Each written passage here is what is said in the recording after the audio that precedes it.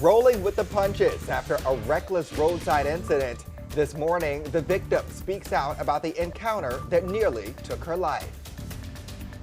And going over the radar view, fairly quiet for now, but that's not going to be the case later on today. I'm going to go over your entire stormy outlook. A virtual solution for vehicle break-ins. The event today that's helping Kia drivers stay secure. Today in St. Louis, Weekend Edition starts right now. This is Today in St. Louis, focused on you.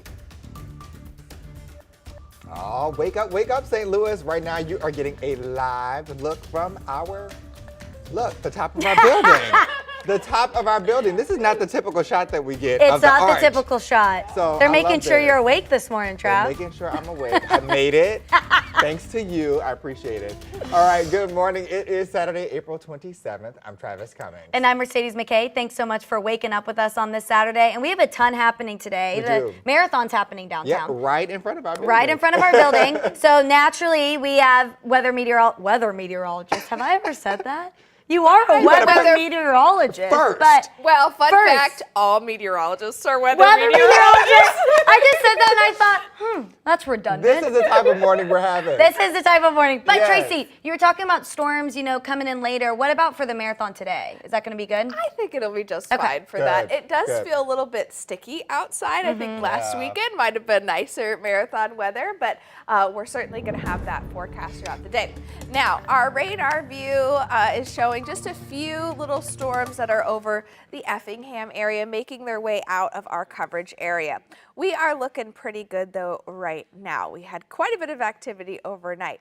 The view over the Gateway Arch, check to see if we can zoom in on that. It's probably actually open down for the marathon. 65 degrees, it feels like 65. Winds are out of the south at just about 10 miles per hour. Our humidity is close to 80%, which is somewhat typical overnight for our humidity values to increase.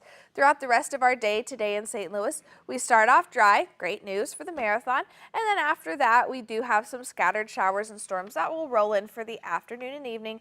Temperatures will land in the upper 70s today. I think we'll come in just under 80 degrees. Now, a few spots might break that 80-degree mark depending on if the sun really comes out for those areas and you have less in the way of storms.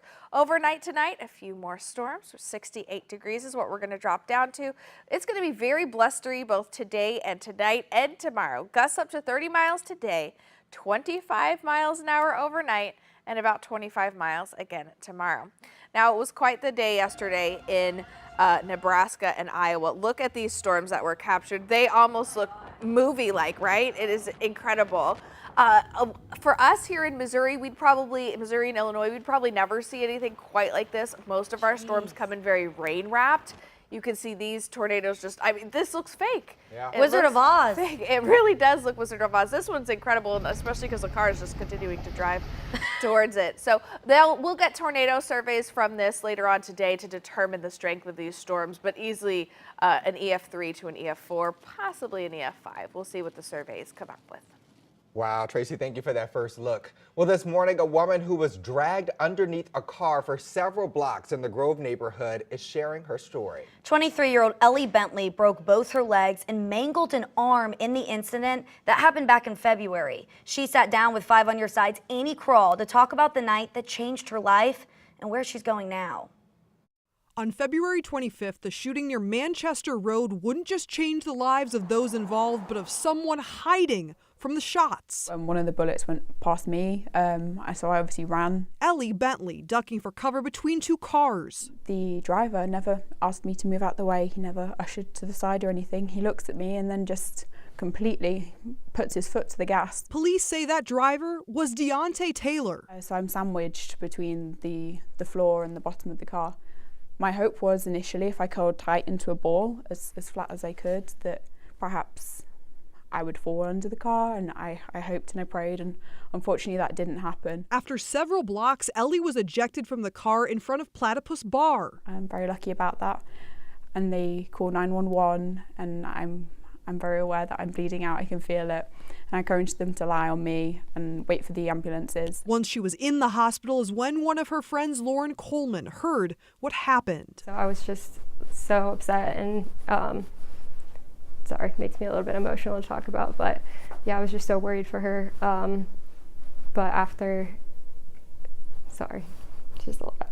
Through her tears, Lauren is still amazed at how Ellie has bounced back from her life as a physics and math student overseas. When you look at the photos of you and you're at graduation or you're in like these beautiful ball gowns, I'm sure you've probably looked at some of those photos or maybe looked at some of the coverage. Does that kind of stir any memories of like, oh my goodness, I would have never thought this is what my life looked like? I look back at where I was then and the trajectory I saw my life travelling in. And obviously somebody's tried to take that from me.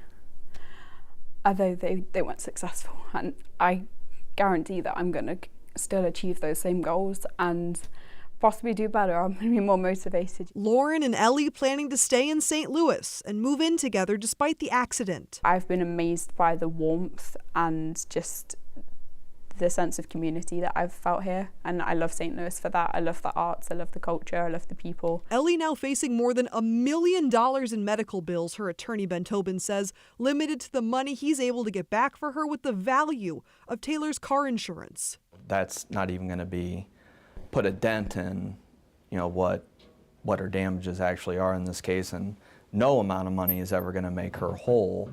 Annie Krall, 5 on your side. Incredible perseverance there. As Ellie continues to heal, she is planning to have several more surgeries, especially on her right hand and arm that she still doesn't have use of.